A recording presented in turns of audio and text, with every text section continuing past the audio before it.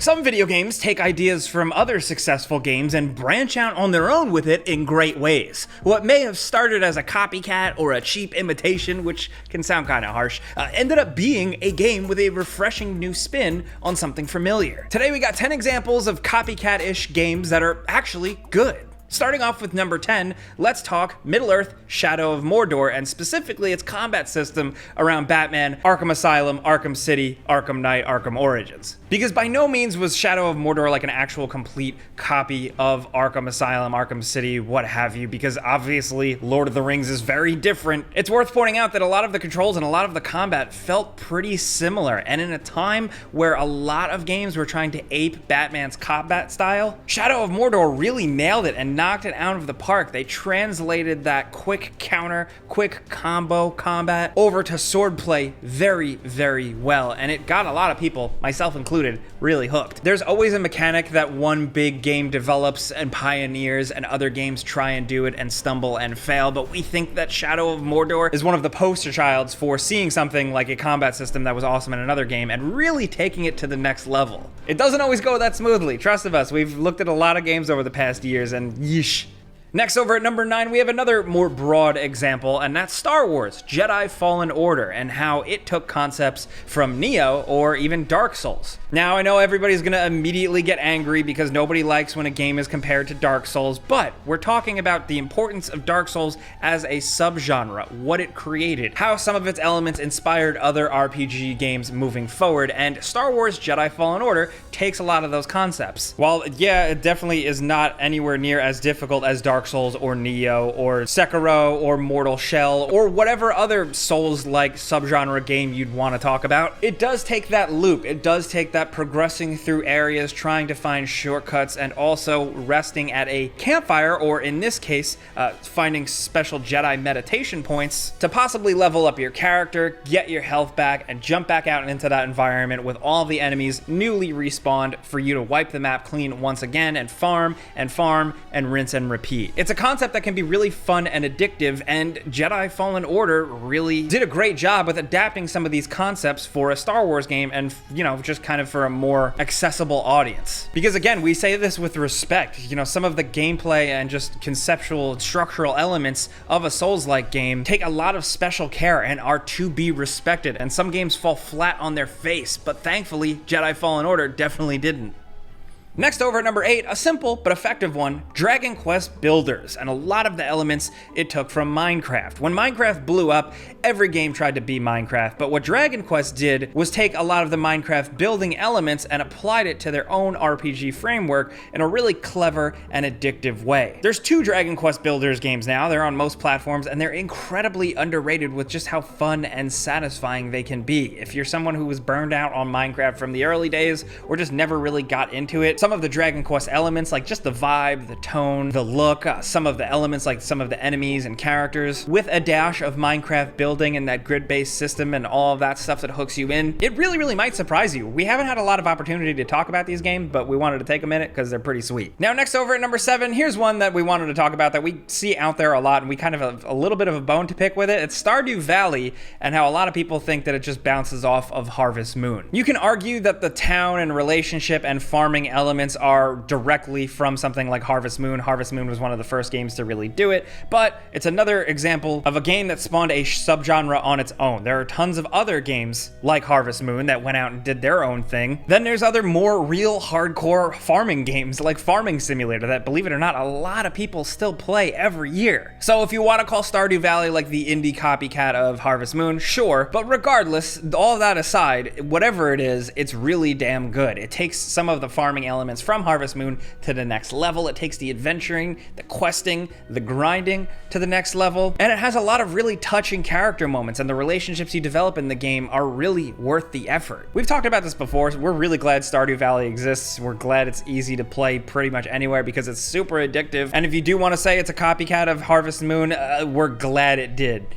Next, over at number 6, let's get a little controversial. Dantes Inferno, and how that game was a straight-up copycat of God of War at the height of its popularity. Those 2000s days, man, the days of the Xbox 360 and PS3, those were wild times, and we got a lot of crazy games, but not many were as crazy as Dantes Inferno. What they essentially did was take Dantes Inferno from the Dante Alighieri 14th century epic thing, the Divine Comedy, and they made a game out of it, but straight up, like, they made a God of War game, where it's combo-based, it's chaotic, you're slaying enemies, there's blood everywhere, there's orbs everywhere, and there's tons and tons of QTEs, or quick time events. Remember back when every game to defeat a boss, you had to press triangle, then you had to press square, then you had to press X or B or whatever to make the character on screen do a bunch of cool, crazy, over-the-top stuff that you couldn't actually do in the main game? Yeah, Dantes Inferno had stuff like that. It also had a lot of strange, a lot of over-the-top religious imagery, some controversial elements, because it kind of took the Dantes Inferno concept and turned it into a, like, heavy metal album. But hey, even if it was a little bit cheap and it was a little reductive and a copycat of God of War, it was fun. Not everybody thinks that, but we had a good time with it. It was crazy, it was over the top, and it was a good button masher with some satisfying combat for the time being. Next, over at number 5, let's talk about Payday, or Payday the Heist, and how it essentially took that fun 4-player multiplayer concept of Left 4 Dead and spun it on its head and gave us a really cool bank heist robbery game. It took the concept from Left 4 Dead, where you have a couple of maps but randomly generated objectives, and just a really fun gameplay loop that would keep you playing with your friends over and over with just some real cool cooperative chaos. Since Left 4 Dead really kind of pioneered it, this has become quite a thing, but one of the first ones to jump on the bandwagon was Payday, and to great results. And then Payday 2 released and really blew it out of the water and took it to the next level. And you know what? We're glad they did. Next, over at number 4, let's talk about Bloodstained, Ritual of the Night, and how some people can argue that it's a copycat of something like Castlevania, Symphony of the Night, which is very worth pointing out that this is a spiritual successor, directly with some of the people involved behind the original Castlevanias, specifically one of the Konami legends, Koji Igarashi. Ritual of the Night turned out to be a great new take and kind of like a bringing back of a lot of the classic Castlevania elements we really missed. It's been a long time since we've gotten a real straight-up Castlevania game, so the Bloodstained games were totally willing to fill that void, and boy did they do it. From spooky castles to gore and spooky monsters to just the overall gameplay style, it was very Castlevania, and boy, that is like just not a bad thing. And that's very much in contrast to something like Mighty Number 9, which was a similar thing where it had some of the original developers, but this time it was like a Mega Man copycat or spiritual successor, but it turned out to not be so great. Thankfully, Bloodstained Ritual of the Night pulled through, and if you want to call it a copycat of Castlevania, you know what, technically I think they're allowed. Next, over at number 3, let's talk Binary Domain, a game which a lot of people claim is a shameless ripoff of Gears of War. But this game actually has a cult following. It's extremely underrated. Let me pitch it to you another way. It's essentially Gears of War Japanese edition. Yes, if you've ever wanted a Japanese game development studio's take on Gears of War, big chunky men walking around, snapping to cover at half-length walls scattered around a map, well, there you go. There's more of a sci-fi spin on this one. It's less about gross bug aliens taking over the world, and more about shooting cool robots and stuff. But it's incredibly charming and fun to play. It's very much a product of the times, like a lot of games were that tried to do the Gears of War thing. But this one, more than any of the other ones, is specifically definitely worth mentioning. Next, over at number 2, let's talk Crash Team Racing and how it's a copycat of Mario Kart. I mean, you could really argue that any other kart racer is kind of a ripoff of Mario Kart, but it doesn't matter, because in this case, PlayStation kids really needed their own kart racer, and we got it with Crash Team Racing, which is thankfully really damn good. It takes the drift and boost mechanics in a bit of a different, more active direction, and it makes it a ton of fun. Couple that with a bunch of iconic maps and characters. The kart racing concept married with Crash Bandicoot and the culture at the time was really just a perfect storm for an awesome kart racer that was actually remade and re-released just last year. We're probably going to show gameplay of that because it's easier to capture, to be honest. Really, a lot of people weren't able to play Mario Kart, and this was the next best thing, and we're grateful for it.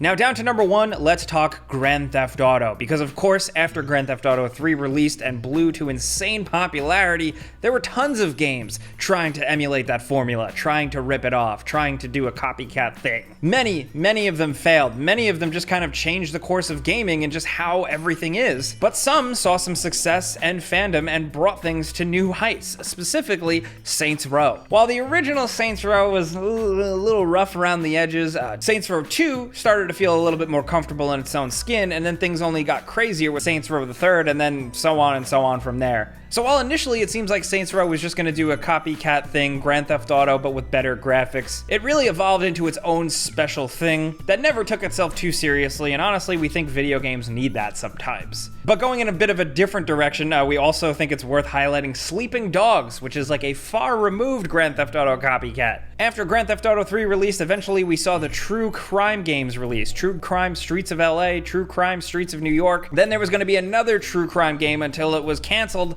and morphed into this Sleeping Dogs project, which turned out to be a really awesome open-world Hong Kong cop action crime game that, besides the open-world elements, is really barely like anything Grand Theft Auto, but we're still glad it exists, and it was born from the ashes of a complete GTA copycat. And that leads us to wrapping up this video. There are tons of other copycat games out there that are totally awesome, so we want to hear from you guys down in the comments. Is there a game out there that ripped off the formula or some gameplay concepts from another game, but you're glad it did? Definitely let us know. If you enjoyed this video though, and maybe learned about a new game or enjoyed a nice trip down memory lane, clicking the like button is the best way you can help us out. We would really appreciate that. But hey, as always, thanks for watching, and we'll see you guys next time.